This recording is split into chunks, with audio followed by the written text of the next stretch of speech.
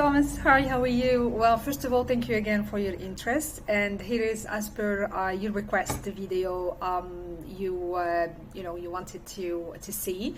So just to show you, I'll be reading from my computer, but I will be just reading. I was hoping I could show you this. I'm just reading your questions from my computer. So as you can see, like nothing is open. I am just, reading, so I make sure I'm answering everything correctly. So let's start by the first question, your full experience as a salesperson. So as you can see in my resume that I attached to the email, I have been in sales for more than 15 years. I worked in sales with different companies in Europe, in the US, in Canada. I worked with SMBs, I worked with bigger corporations. I started my career as an assistant 15 years ago, working for an international French company based in Casablanca, since I am originally from Casablanca. And I worked my career all the way to becoming a senior business engineer when I quit that job, like that first sales job I had in Casablanca 10 years ago. Then what happened is I moved my life from Morocco to Turkey. I am currently living in Istanbul, where I worked as an export manager, opening markets for local manufacturers or producers and helping them expand into European and Middle Eastern markets especially. And when it comes to my freelance experience, I've been a contractor for the last 5 years. That allowed me actually to gain major experience because I worked with companies almost like every country in Europe. I worked with Canada, I worked with companies in the US. It allowed me to gain really good experience working in different environments with different countries, but also in different projects, selling different services and different products. Just to give you an idea, I sold services going from tax fundings to marketing and advertising to sponsorship and advertising. I worked also in some industries like aluminium industries, or I worked also in biotech. I worked, it depends. So every project was unique, every project was different, and in every project I was able to have a value and to help my clients with their targets and just reach the outcome they actually wanted to reach.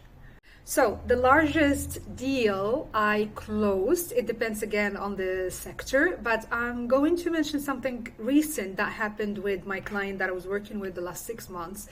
And that's a deal that came through a referral. So what I realized is that one of my previous clients was the right ICP for my current clients.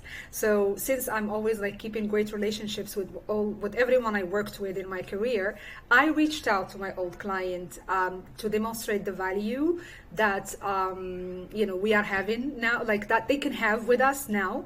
And he was so happy that he introduced me to the event manager, and we just ended up working together. Not only I signed a deal for 2026, so basically I signed a sponsor. So my new client was offering sponsorship and marketing packages for events, HR events. My old client was an applicant tracking system, probably one of the biggest one in the US. And also their target is always HR decision makers. So I just made this connection. I ended up actually closing a $10,000 deal for my new clients for the first year for 2026, and including our sponsorship packages in the planning for in the marketing planning for 2027.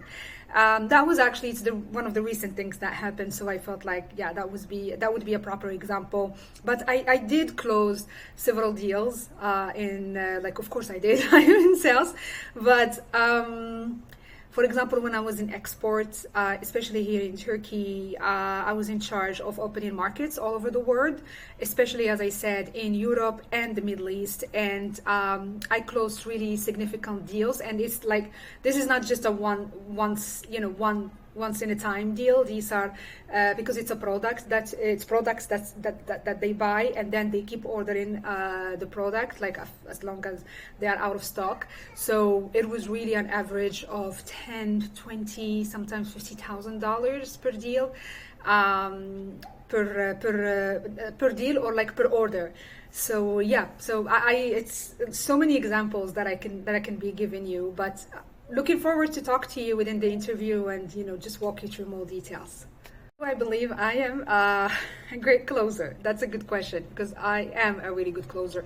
First of all, um, closing business requires a lot of effort. So because people, they think, okay, like maybe if I open the door, I give them, have that video call, people are interested, they show that they are interested, you send a proposal and it's like, okay, it's done, it's in the pocket.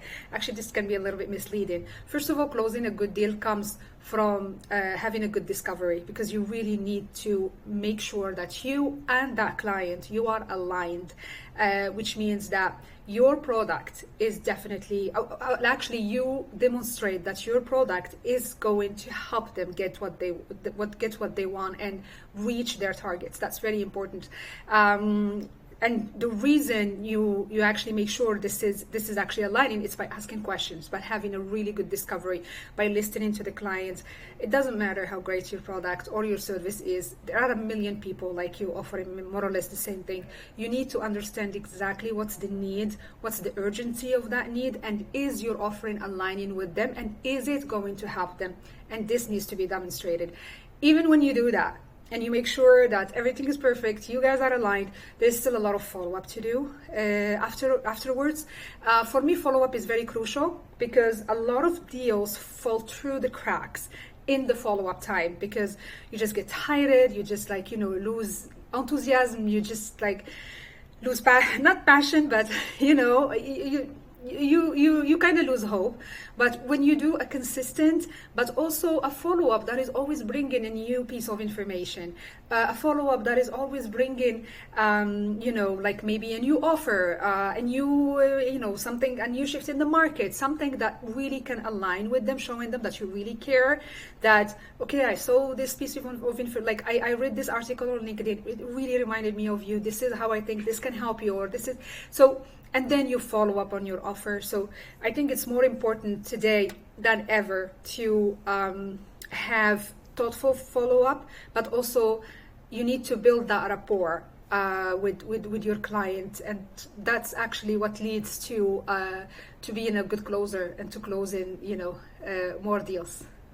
The last question is, am I comfortable to work on New York time? Yes, I did work in the last 5 years. As I mentioned, I've been a contractor and a freelancer.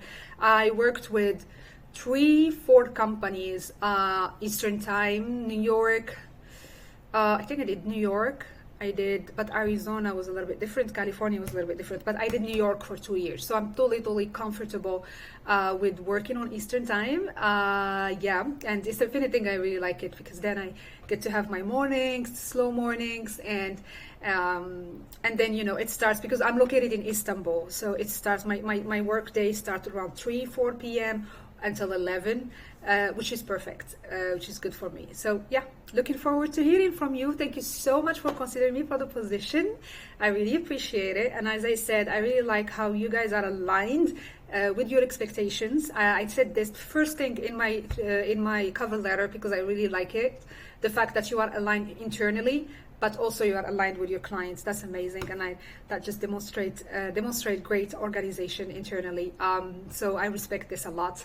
Looking forward to hearing from you soon, and have a good day. Cheers.